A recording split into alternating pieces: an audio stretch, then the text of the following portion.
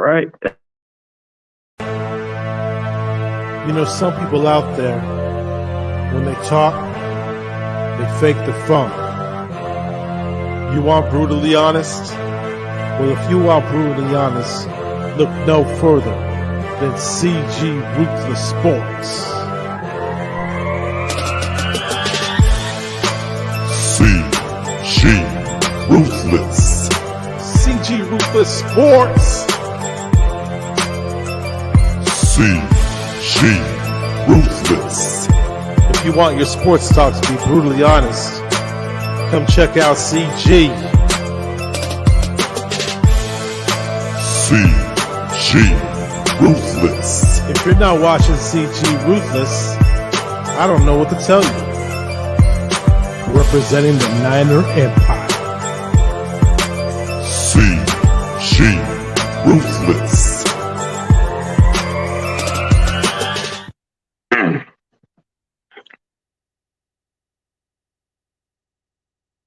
Yo, this is CG Ruthless Sports. I will be brutally honest. Ain't nothing but being brutally honest. Coming at ya with another live stream. So what's good? We're on a segment called Talking Ruthless. So be sure to check out the BGN Sports Media. Be sure to subscribe to their channel if you haven't. But I like to give a huge shout out to Bergang and the rest of the guys in the crew. So let's get to the topic of Talking Ruthless. There's a lot in my mind that I got to express about the team in general. Watching Kyle Shanahan's press conference just makes me not want to watch his press conference, period. It's the same excuses of why this team is where they are. A lot of it is on the blame on him. His play calling has been very predictable, and the defenses have been able to adjust. What is Shanahan doing? He's not doing much. He's sticking with the same old shit, and it's just not working. What does Shanahan have to do to adjust? The thing with him is he's not sticking what's working anymore. They're starting to figure it out, and it's not working. So the thing with him is he's just sticking with Jimmy because of the fact he's keeping Trey Lance injured for the time being, but Trey Lance should be clear to play. So the topic of this game against the Colts, the previous week we played, that to me was like a very embarrassing outcome of the game. There was chances of at least trying to capitalize. Why did we stop doing the misdirection plays? It was working, but no. Shanahan tried to go with the other plays, and it just got figured out. So the problem with Shanahan is you got no excuses this week against the Bears. The Bears have no pass rush. Who they got? Khalil Mack is ruled out. Robert Quinn is ruled out. The excuses on Jimmy Garoppolo has to stop. I am at a point where I'm just tired of defending this guy, and he has every reason to be criticized. And those Jimmy Stans, those guys who defend this guy, should be more accountable of his performance. How many damn times does he have to throw away games? It's like you're watching a car wreck waiting to happen with Jimmy G. Jimmy G's an accident waiting to happen, and it's pitiful to watch. But when I got to tell you like it is, realistically, when I look at my team and I watch a lot of the film and see what they're lacking, we haven't been able to stick with what's been working. We've been looking terrible at the interior offensive line. Alex Mack, for some reason, has not panned out. He's been very terrible at this point. Then you go for a guy and you put in Brunskill, but you draft a kid like Aaron Banks, who's barely got suited up for a game, and you picked him in the second round. But look what's going on. You pass on a cornerback who was actually a better need at this point than actually investing more on Jason Verrett. Jason Verrett's on IR, unfortunately, against the Lions. But what is it with this front office? It's nothing but stupidity, to be honest.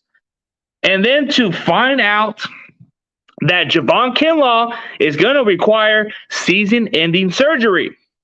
I wonder why. Looking into the draft of him coming out of South Carolina, there was a lot of concerns of his knee. Did the front office do their due diligence? No, they didn't. Why they didn't? It's because the fact that they thought this guy can replace DeForest Buckner. Look what's going on. It's coming to hunt us in the long haul. While DeForest Buckner is doing really good with the Colts, you overpaid a guy who benefited over a good defensive line like Eric Armstead, and I'm not even a fan of this guy. Eric Armstead is one of the most overrated players we've ever paid. Why so? You pay this guy $17.5 million to get to the quarterback. This guy is soft. This guy is weak. He can't even do much. You're talking about the stats from 2019 when he benefited with DeForest Buckner, and he benefited around guys like Nick Bosa and Dee Ford. They took all the double. They helped him out a little bit. DeForest Buckner was the reason why he broke out in the first place. But now you got rid of him. You really think Javon Kinlaw is going to duplicate the same success as DeForest Buckner? You are sadly mistaken. You are investing a lot of money in somebody who hasn't panned out. You take away what he had. You take away what he got. It's not the best recipe. You think that Eric Armstead is a DN also? Stop with this stuff, man. He is more of an inside pressure guy. Keep him where he's at. This DN stuff doesn't work. He's too damn slow. What are you doing? But then you look at the investments we did, and this is our downfall. We didn't invest much on cornerback. We sure as hell didn't invest much in wide receivers. I wonder why. The front office is too confident about these guys. And that's what's really hurting us, is the fact that they just are very ignorant. So instead, you go invest a running back that you're not even playing as much. Why are you drafting a guy if you're not going to play him? So you found a running back in the 6th round, and he's the guy getting majority of the carries, but you drafted this other guy in the 3rd round, and you're not even playing this guy. That was a dumb pick. You could have at least figured out ways to involve him. I thought you were a genius, Shanahan. I thought you were a genius, but you're not. You are a complete fool. Stop holding the team back with egos. The fact that we are where we are is because of your freaking ignorance. Your play call has been figured out. The fact that our defense hasn't really panned out is mostly the fact that we've been going through some growing pains because of our DC. So, I give him a pass for right now because he's starting to work with these guys. As soon as he starts to get it in together, I feel like he'll be an okay DC. I feel like some people were kind of talking about how much of a loss that Sala was to our defense. I may have disagreed during the offseason, but I feel like this was a growing pain to begin with. So what do we got to lose against the Bears? The Bears, to me, are very much the same exact type of team we're playing. It's like we're playing against ourselves. When I mean playing against ourselves, you look into the statistics and overall, their offense isn't great. So that's where it's similar. Our defense is good. That's very similar. But which team is better? You can flip a coin, and you can depend on which one you like. But at the end of the day, who is better? Who is a better player? Who is a better player on the team who can be an X factor? Of course, Deebo Samuel. Of course, you involve this guy, it's going to make a huge difference against the Bears secondary. Because the Bears secondary, for some reason, they got toasted by Tampa Bay's receiving core, which we all know it's Tampa Bay and Tom Brady. But you look at the running game. Their running game, the Bears only have a solid running game just like we do. We have a good running game, their running back that they just drafted in the late round also happens to be just like another Elijah Mitchell type running back. Both late round steals, and both guys contributed right away. So, what's it got to be for us to beat the Bears? The way we can beat the Bears this week is the fact that Shanahan has to evolve. His offense has to evolve, or it's going to be a long season for us going forward. But I feel like at this point, you don't really dictate how this team goes. It goes by how we are.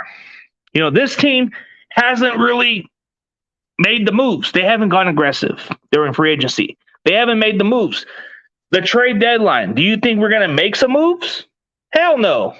This front office is too dumb. They don't even know what they're doing.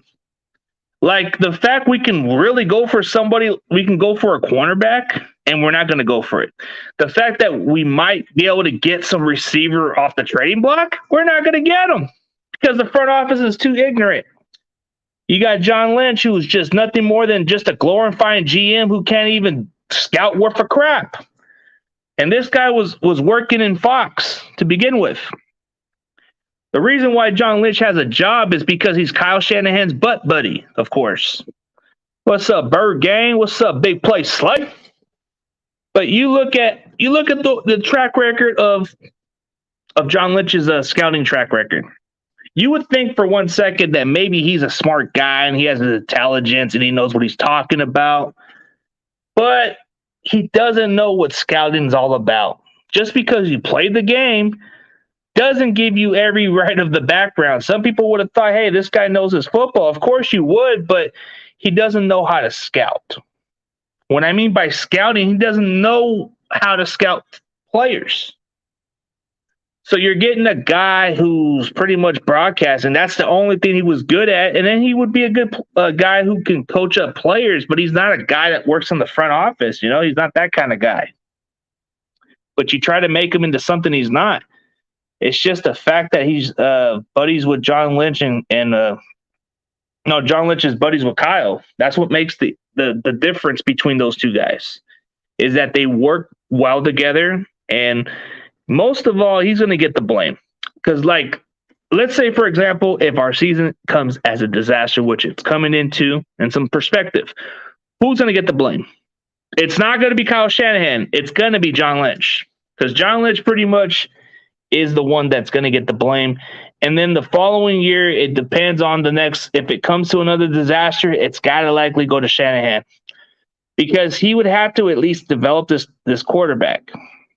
And this quarterback, to me, has to be ready, you know? But I think they already knew drafting this kid, he wasn't quite ready yet. But at this point, what do we got to lose with this kid? What do we got to lose with him? It's pretty much like he has to get some experience. What are we gaining from this kid? You traded multiple first-round picks to get this guy. You traded multiple first-round picks and a third-round pick to get this kid. You need to invest your talent. I can understand if we were 4-2. If we were 4-2, then there was no need to bench Jimmy G. But we're at the 2-4 mark. This is where we might need to make the change because the offense, there's no spark. There's no sense of urgency with this team. Because anytime you watch us play, you see us we move the ball down the field the first drive, and the second drive we do okay, but after that, it's a non-existence. You don't see no consistency moving down the field as much. This team doesn't have the drive to be out there. It's like you can give us the first two series, and then you won't see us until maybe the second half. And that's what's really frustrating about us as fans is we got to watch that BS over and over because of the fact that there's no improvement. Shanahan just doesn't have a clue what he's doing this year. Before that, you would say, yeah, this guy's a genius play caller, but he's not really like the same like he was, you know? I feel like if you take away the 2019 season, he's been below 500, and it's kind of hard to say it. But what has he done? What have you done lately? When you look at the teams that made changes, look at the Philadelphia Eagles. Didn't they just fire their head coach who won a Super Bowl? Doesn't it kind of tell you how much it doesn't matter? What have you done lately? That's what you look at. What have you done lately, Kyle? Absolutely nothing. You haven't done much lately. 2019, that's all you accomplished. Your excuses for quite some time has to do with the injuries. Why not you pull that Sean McVay and make some aggressive moves, make some trades, forget about these early draft picks, invest in those players just to build a winning foundation? But you can't. At least I'll give credit where it's due. Sean McVay has the balls to make moves. He doesn't get stubborn. He doesn't get ignorant. He knows when he's wrong. So that's what I'm saying. Why can Shanahan be rarely honest of the situation? Why can he just admit he's wrong? What's up, Chardot? What's up, my dude? But why can he not be straightforward about it? I don't understand. Why is it so hard to admit, like, you know what? I'm wrong. No. Kyle Shanahan likes to prove that he's right all the time. Look at the Jalen Hurd draft pick. This guy hasn't played a single down, and he's still on our freaking roster. Why is he still on the roster? I just have no clue. It has to play into favoritism. Favoritism is the reason why Jalen Hurd is still around the roster. If it wasn't favoritism, the guy would have been cut already. You don't need to waste your investment on this guy. You figure, hey, he didn't prove anything. If you would have watched the preseason game against the Raiders, did Jalen Hurd prove anything? He didn't prove much. He didn't prove anything. So we're talking maybe 4 catches, but below 10 yards a catch? Is that more convincing? Hell no. And this is why I'm on to that criticism with Jalen Hurd. This guy hasn't proven squat. And all those people who want to give this guy another chance, come on, man. Are we talking this hype from 2019 when he had a good preseason game? But what has he done since? Nothing. Time to cut our losses. Let him go. Ain't nobody going to want to sign him? For what?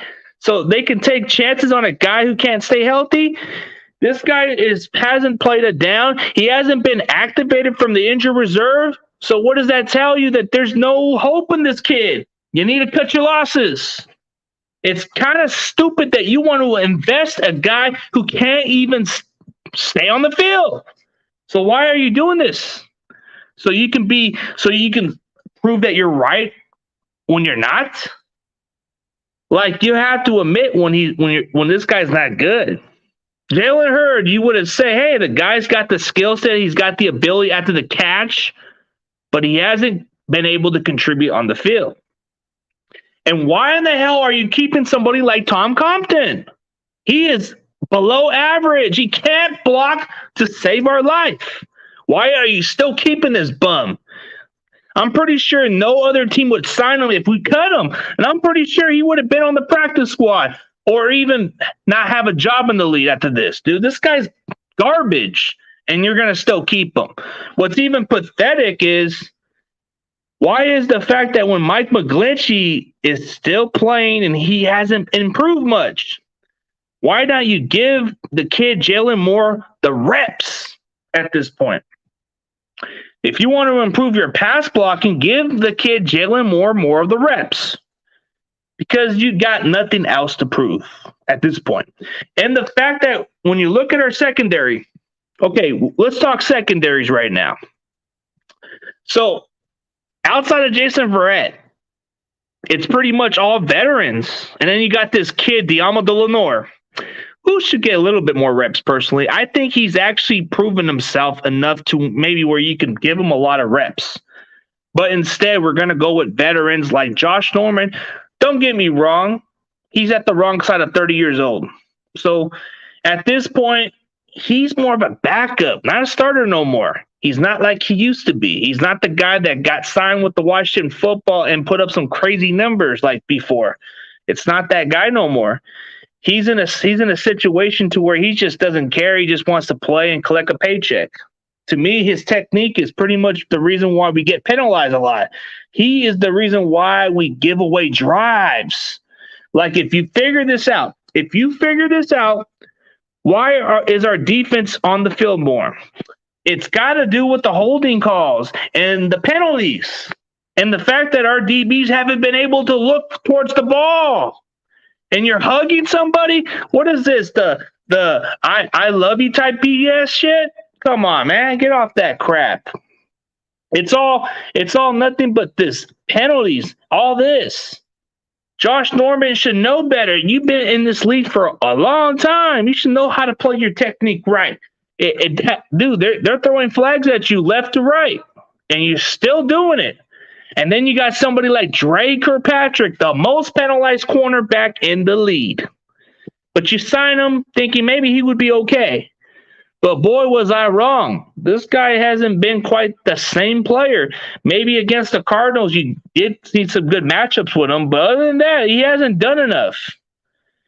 Then you look at guys like Juan Williams, who's been very much a proven veteran for us for a while.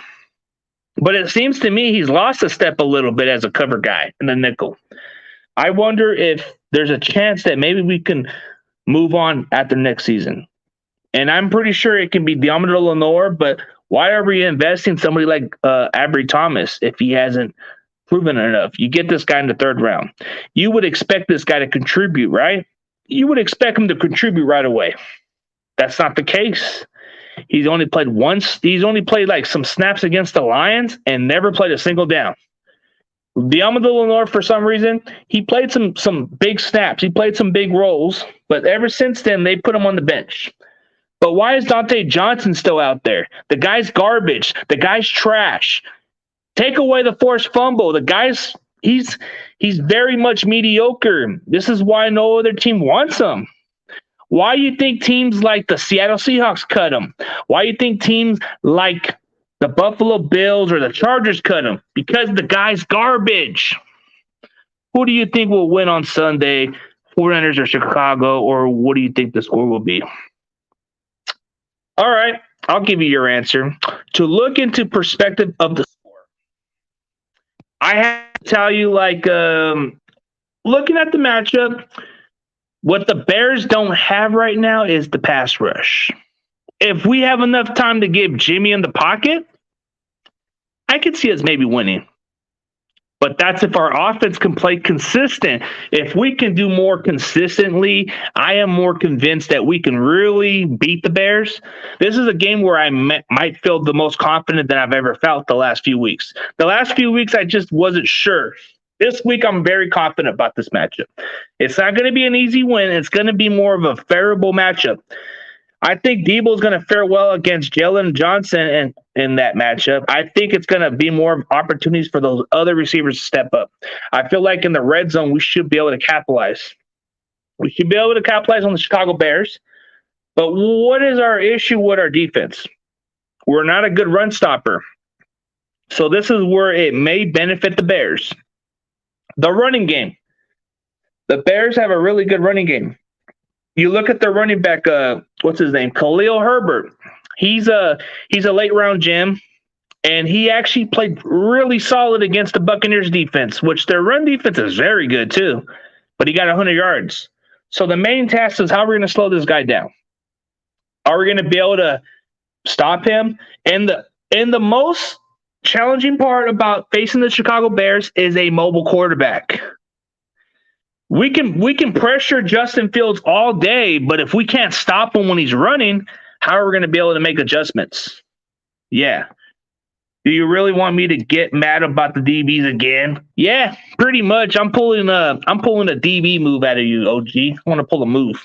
Hey, Josh Norman, how about you play good coverage and stop giving away free drives, man? Because anytime we give away games, it's pretty much the reason why offense have been able to score because of the holdings. But when you look at the matchups, who do the Bears have that scares us? I don't know anybody else. I mean, I can think of a tier receiver that might be the most intriguing factor. I think that the intriguing factor for me is it would have to be Darnell Mooney. That's pretty much their best player. Allen Robinson, the guy, he's half shit. Let's be honest. A lot of Bears fans have told me that he's half shit. He hasn't done enough. So I think he might not be much of the factor like he used to be.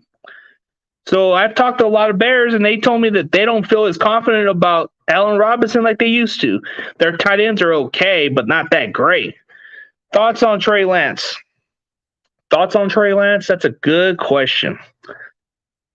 If we can play him, I feel like as the season goes on, I feel like he'll get better in no time. I feel like you give this kid more experience and it's going to make this offense better going forward.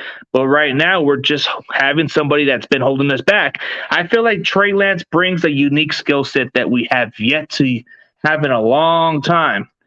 And we're talking about a skill set to where he can throw in those deep passes and take a deep shot downfield. That's something that Jimmy can't do. And the thing that makes Trey Lance very good is he can scramble. He can escape from the pocket. He can do audibles. This kid can do audibles. That's unique about him. And the fact that he's only had 17 career college starts, it's unlimited potential with this kid. Thoughts on Khalil Mack? He's not going to play. But when he plays, he is a game wrecker. He's going to create pressure. He's going to create havoc. But we don't have to worry about him. Thoughts on Justin Fields? He's a rookie. So he's going to be a guy that's going to run a lot, or he's going to be the guy that might be able to throw some plays here and there. But that's the problem right there is we're going to face a rookie quarterback that's kind of running for his life. It looks to me we have a chance to maybe get a lot of sacks out of this kid. He's the most sacked quarterback in the NFL right now. Look at the stats and see how many sacks that the Bears gave up. They gave up a lot of sacks with Justin Fields at quarterback. I would take a chance and put Thomas in and see how he does covering. But he has his techniques improved. Can he lock onto the hips and locate the ball? I would love to see how he does. See, I wouldn't mind playing this kid because it's a lost season. You got to give this kid some more experience. I feel like maybe you give this kid more chances. You give him more chances, then maybe you have something to build onto. And thoughts on George Kittle? Okay, thoughts on George Kittle. When healthy, he's been a staple to our offense. He's been our glue. He's been our bread and butter. The running game has been great because he's there. The passing game, it's been great. Without him, we're below average. Let's be realistic about it. And what's good, 49er Game Podcast? What's up, dude? Appreciate you from the show yesterday, man. It's good talking right there. But no, seriously, like when you look at it, when you look at our offense, no George Kittle, we barely do anything. Have you noticed that? Even with George Kittle, we haven't been able to maintain drives consistently. Thoughts on Ivory Thomas? Yeah, hopefully he comes back next week, per Kyle. I hope so. Hope so, because that's just the hope we can hope for. Thoughts on Ivory Thomas? Thoughts on Ivory Thomas is I feel like this kid hasn't got a fair chance, and I feel like he's getting beat out by people he shouldn't even get beat out.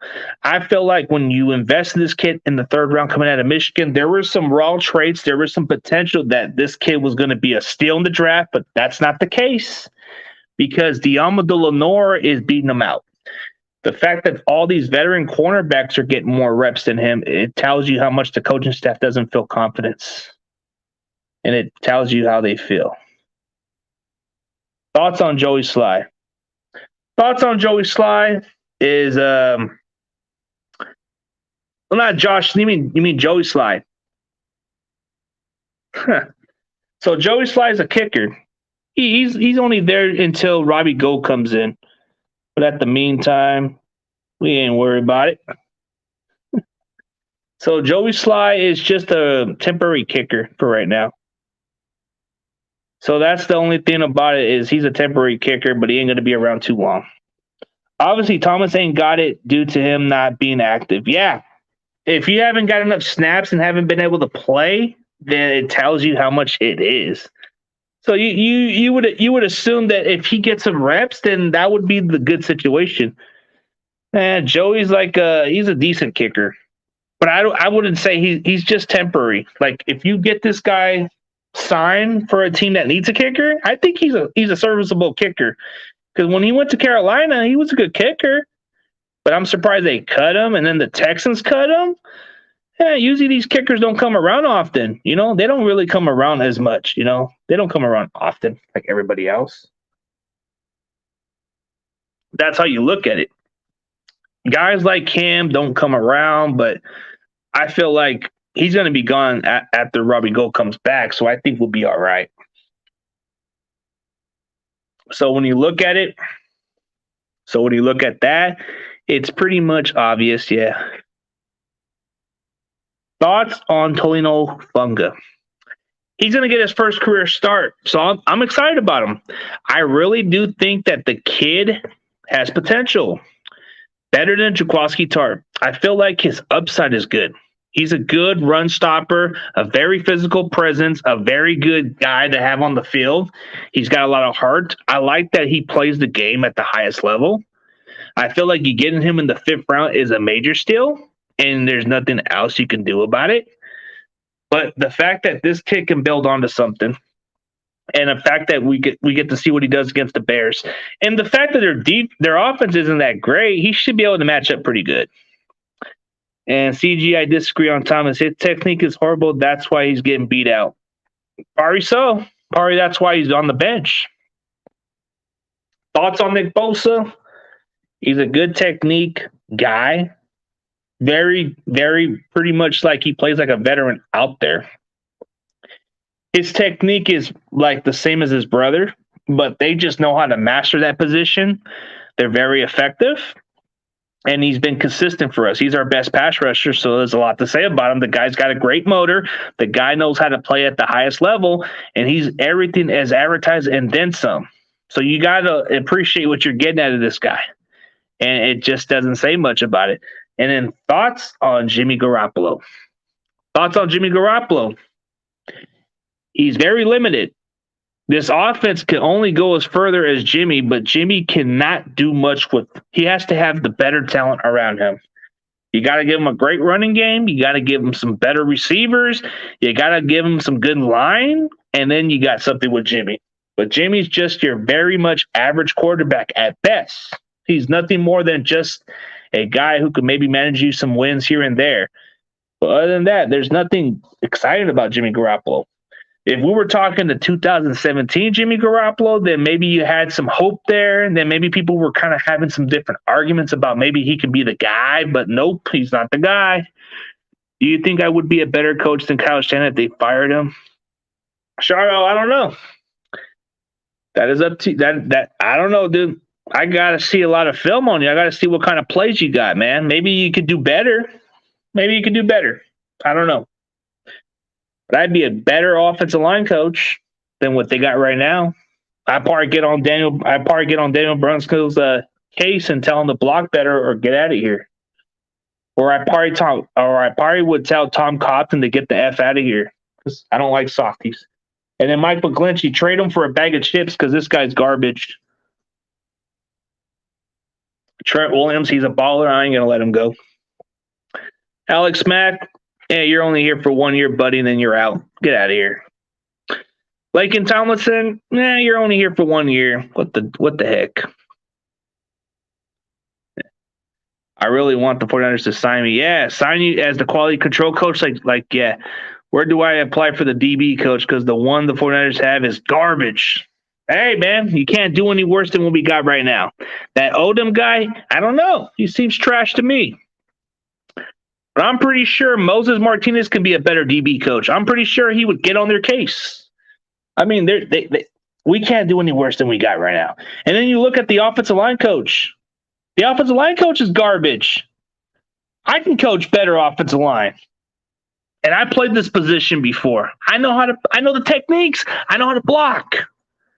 But yet people want to say I don't know football. I played offensive line. I played at the solid level. And guys like Moses played DB, and he would know stuff. I like your sunglasses and your goatee. Thank you, man. That's just my persona. That's my character. That's what I stand for.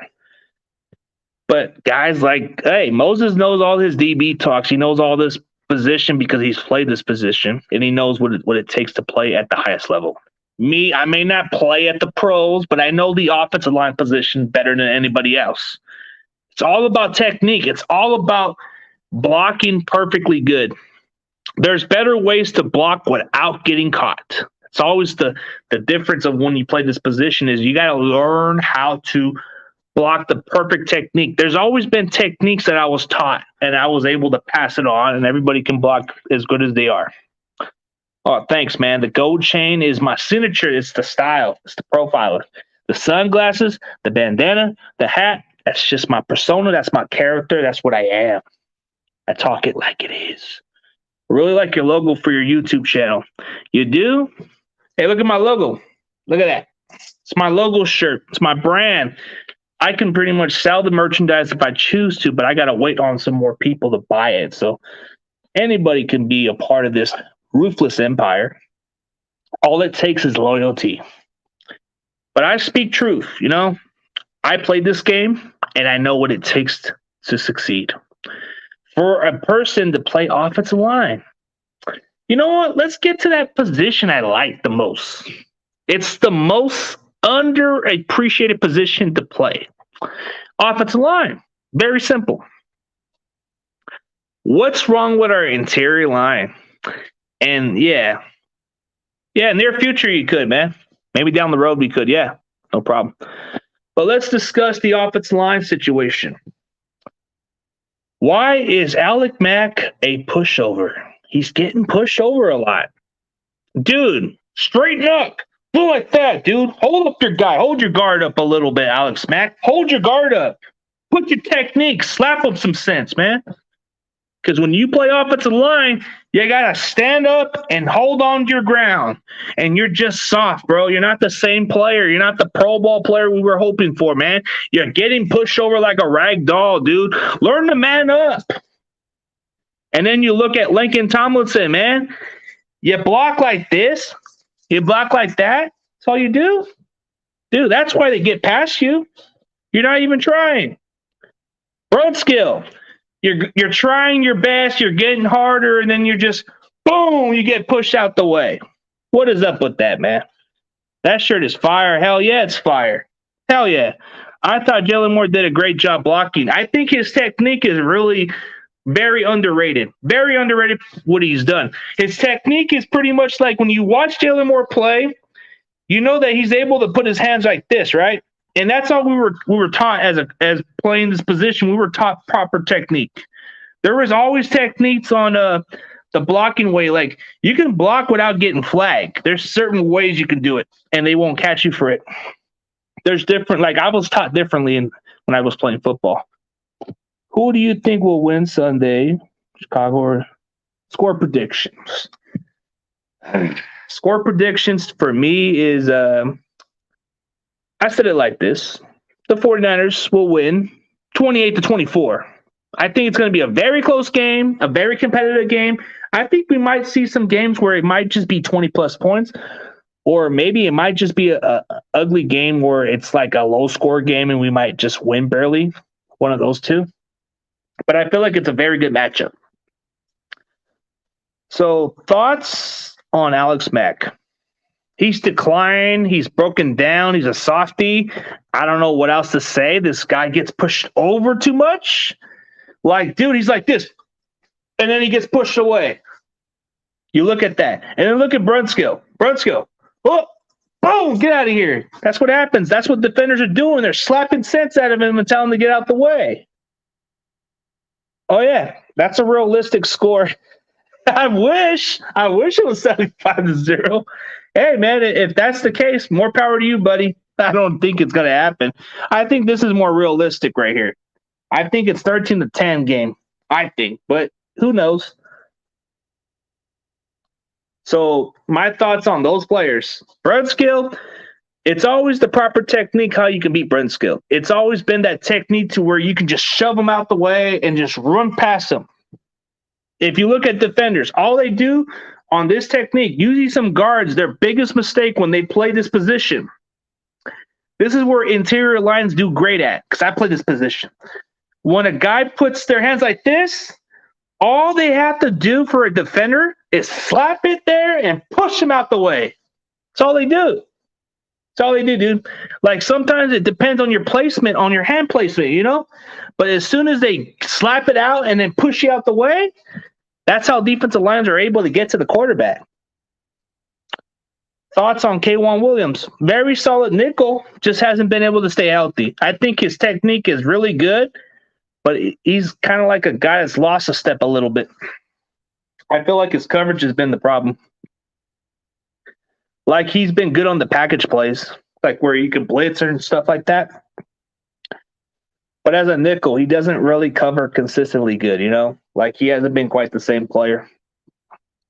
I feel like even when we got him back, it kind of just hurt us a little bit.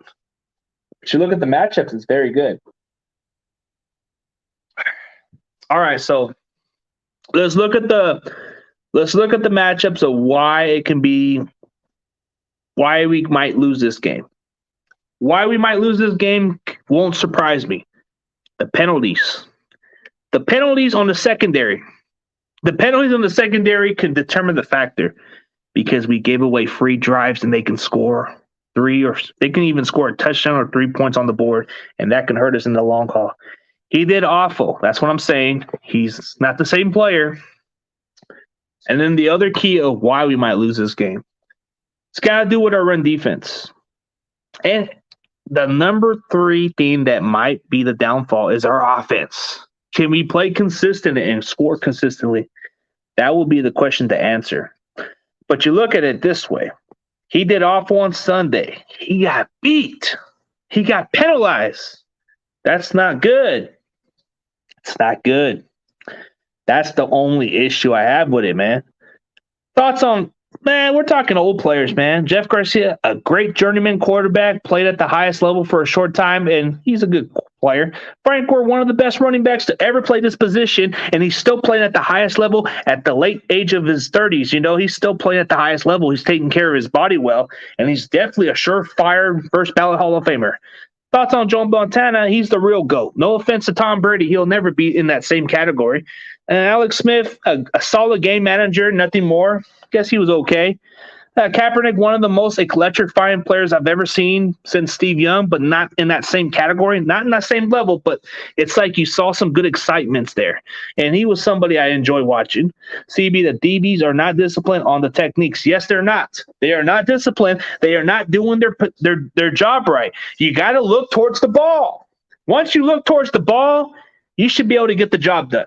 You shouldn't be grabbing and doing this and say, hey, give me a hug. I want your autograph.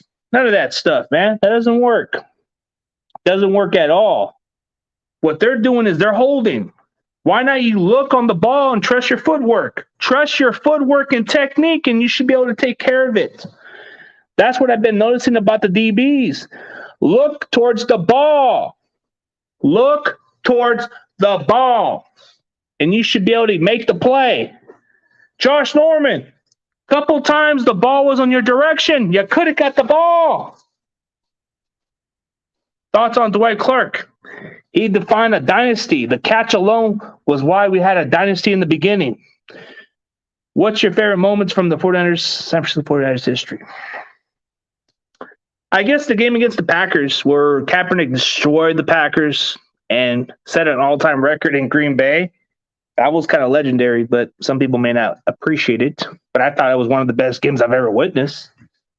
A lot of these Green Bay games were classic, and it had a lot of meaning to it. But why?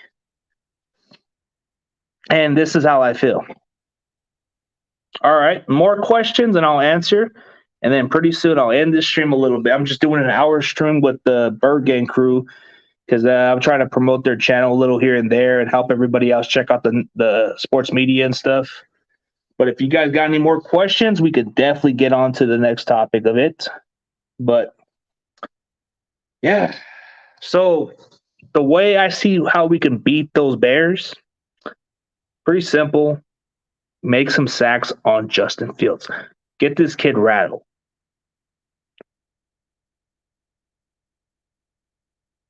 Yeah, maybe down the road we can debate those DBs down the road. Yeah, if we got the time in place, you could. I'm just trying to kill some time on this position, but we can probably debate some issues down the road. Maybe I have it as my talking Ruthless and put the DB issues. Then it'd probably be a good conversation to put in. Collapse the pocket. Collapse the pocket. Get him down. Get him down. Or heck, do a tomahawk, chop out that ball and force that fumble too. Force a fumble. That's all we need. If we can create some turnovers, if the quarterback is not securing the ball, how about you chop, block, and hit the ball? Hit the ball. Hit the ball. That's all you got to do. Create the turnover and recover the ball. We need to make those kind of plays. Forget about making a sack. How about you just go right there, and if it's pretty much a free shot to get the ball loose, then yeah.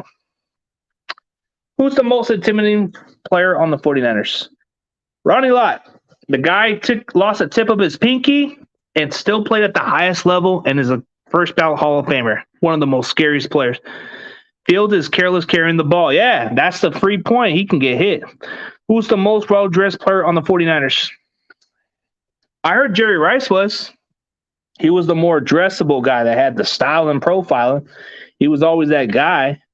So that was the one guy that was always mostly dressed. So everybody else looks at it that way. But who was the more passionate guy? The more passionate dude. That's when you look at it. Jerry Rice was the most passionate guy, but he had the most styling too. Even at this point of his career, he was always putting better style. Then you had Deion Sanders with the better style too, but he was only there for 1 year. So the main key is to create the turnovers. And what a better way to do that than playing against the Bears? We create some more opportunities and create massive turnovers. This can be a lopsided victory for us. And that's what we need.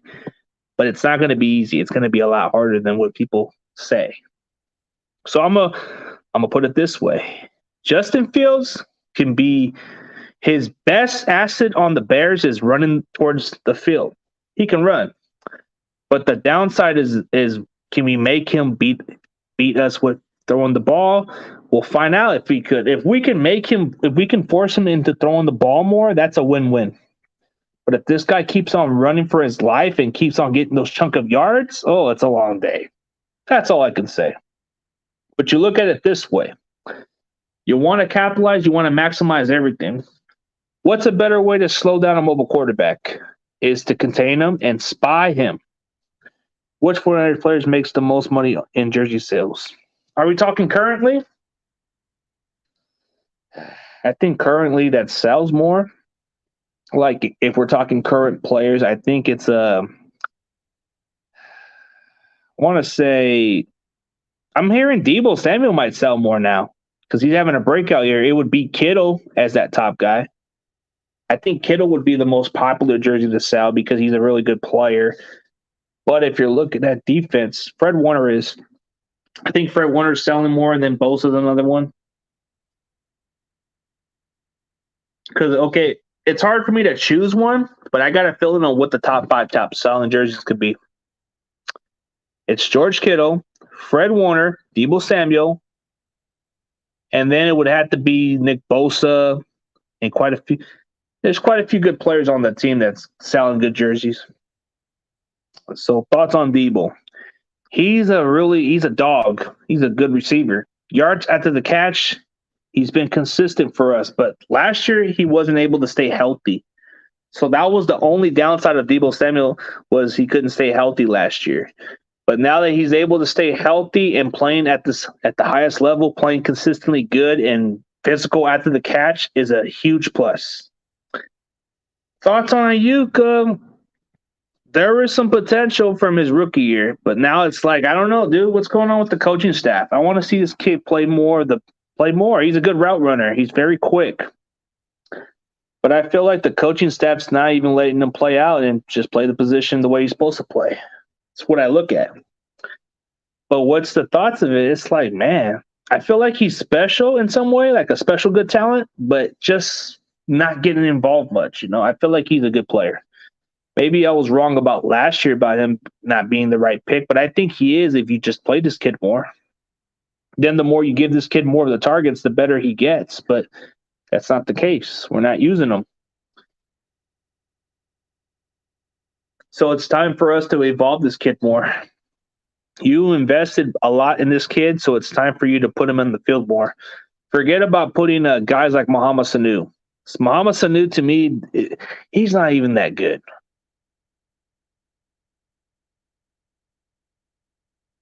Huh. So why is Kyle Shanahan keeping Brandon Ayuk in the doghouse? That I don't know, dude. That I don't know. I think it's got to do with his ego. Yeah, this ego guy. Yeah. All right, let's see. So a lot of this doghouse talk, I think it's a lot to do with ignorance. Kyle Shanahan is holding his ego towards to where it's holding the team back, and it's not a good thing. It's really a bad thing when you think about it. Why don't you just play him and go with it? You got to let this kid play more, but you're going to put him on the bench. You're going to play Mohamed Sanu more snaps than him, or you're going to play those other guys like Trent Sherfield over him. Why are you doing this? Are you playing this game, Shanahan? Why are you playing this game? You're wasting good investment. You need to get him on the field. Forget about what he is off the field. Forget about that. Let the kid play. Let him play and let him play through the season. Because if you don't, it's just gonna make you regret this. You invested a lot in this kid, and it's stupid that you even picked him and you're not going to even play him as much. The fact that we traded up because you were afraid at the fact that the Packers were going to get him. You were afraid at the fact that the Green Bay Packers were going to draft this kid. And it's not even like you're not even trying to get this kid on the field. Like, so Shanahan, what is it with your ego? Do you want players to do exactly the way you want to do things? So Debo is back at practice. Panama Queen's in the building. What's good? To me, Kyle Shanahan is detaining Ayuk like he's acting like a member of a law enforcement. That's what it seems like. Seems like to me he is. Oh, lunch over later, CG, getting back to work. All right, appreciate it, bro. It's getting close over to the segment of it, but we all got interesting topics to debate.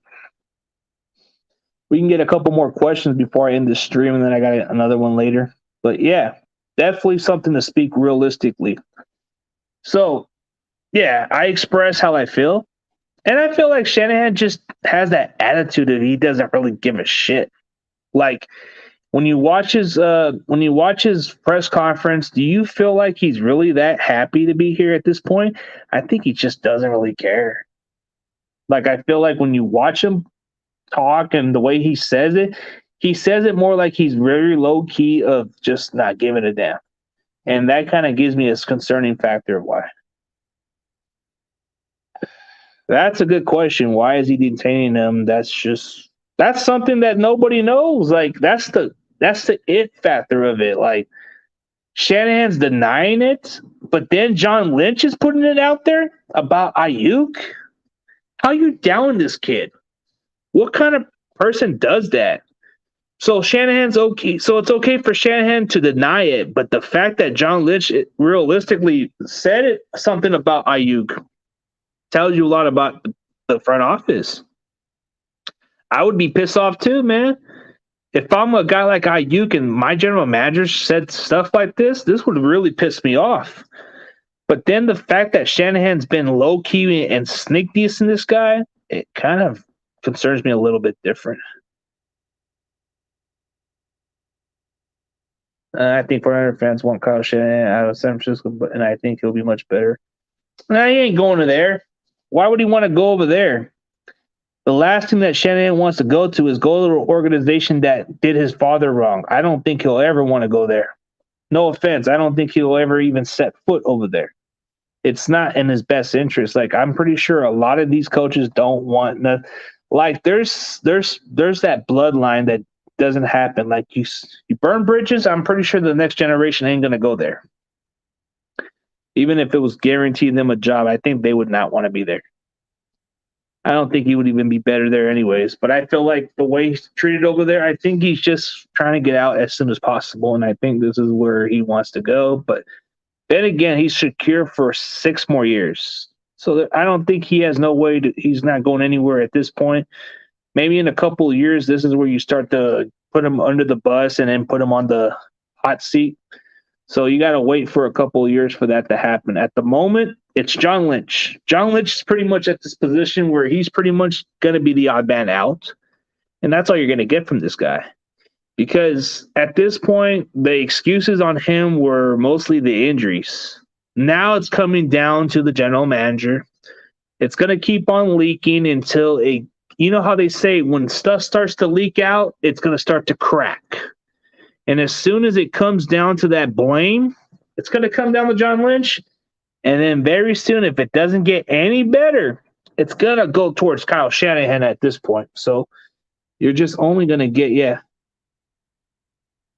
where are the possible trade destinations for Kyle Shanahan if he gets fired off the team? I think any other team wants him as a play caller. I don't think they see him much as a head coach. I think he's not like some people like his play calling, but they don't see him as much as a head coach. If you look at the resume, his resume is impressive, but not as impressive as a head coach. So that would be the only difference of Shanahan, but I don't think he's going anywhere at this point. All this fan base wants him gone. It's not going to happen. So if Shanahan doesn't turn this ship around, is he going to drown with it? I'm pretty sure it's going to have to be that way, and then he has to pretty much regroup for next year. That would be his best way to redeem himself because he got a big contract. And people always say, oh, these big contracts don't mean nothing. Well, Shanahan's got a guarantee clause to stick around, so he ain't going nowhere, whether we like it or not. So that's the only issue. And I don't think Jed York is even going to think about getting rid of this guy because that's like his buddy right there, you know? Jed has his favoritism, and I think Shanahan is favoritism now. So you can't go wrong with it. So most people look at it that way. So when you look at the fact that it's like that, it is what it is. And there's just nothing else we can do about it. What we can really do about it is hope for the best and stay faithful through this tough times. Despite this 2-4 start, is there any hope of a turnaround? I wouldn't say never, but it's just a matter of time. Kyle Shanahan and Lynch should be fired. I think it's going to have to come down to Lynch gone. If it had to be one of them, it's going to be John Lynch.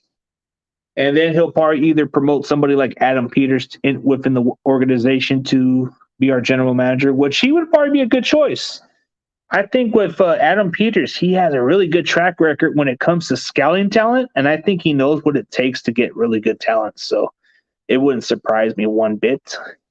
But as far as I'm concerned, you look at it the way it sounds. It's an impressive resume to look into guys like Adam Peters. He was a scout for the Broncos. A college scout for the Broncos, and he's really good at getting some talents in the late rounds. So can you imagine what he could do in the early rounds? I think he can draft really good. And the thoughts of Adam Peters is I think he's a really qualified general manager because he's got really good experience. He's been able to scout a lot of the college players, and he's been able to get some really good players. And some guys that he was able to get undrafted, he's made the most out of that. That's where he makes his money, is like when you let this guy draft some late round scouts, this guy does a lot of work. He does a lot of scouting. Behind the scenes, he's doing a lot of work. He's doing his due diligence. And that's what I like about Adam Peters. I think he's a lot better than what John Lynch is right now. And this guy would be more qualified as a general manager because of his experience and the fact that he knows what he's doing. And I think he knows what's best for the team. So I think that would be a guy you should consider promoting.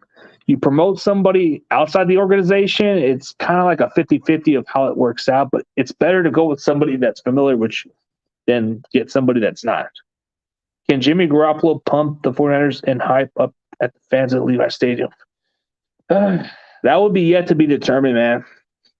At the moment, the fans are just booing the crap out of him, and it's not looking good right now. So my guess is as good as yours. But I can answer one more question or two, and then I'm going to end the stream in a bit. But I appreciate every one of you guys coming in and enjoying this first episode segment of Talking Ruthless.